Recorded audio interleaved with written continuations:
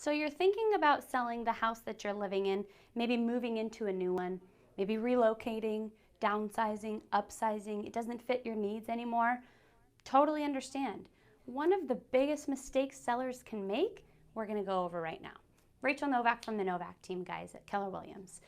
One really important detail when you're going to sell your home is that you have to get into the mindset of a seller, right? Somebody who's trying to get the absolute top dollar for their property. You have to turn that emotion and that connection and that nostalgia with that property into an objective viewpoint, right? So seeing that property as an asset, as something that's holding equity for you, and then listening to the agent that you're working with to optimize that asset to make sure that you understand, any emotional connection or emotional ties that you have to the house are always going to be there. You're always going to have memories in that house.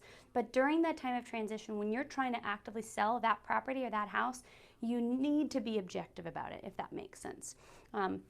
Number two, you've got to look at the data, okay? You have to be able to know objectively, again, what's actually sold in your neighborhood. Talk with your real estate agent or talk with me about, the kind of comps that are in your neighborhood and what your home could realistically sell for. Again, it's detaching the emotion from that property and getting objective and looking, again, at it as an asset. Everybody wants the most amount of money for their home. Real estate agents are paid on commission, so of course we want to sell your home for the most amount of money.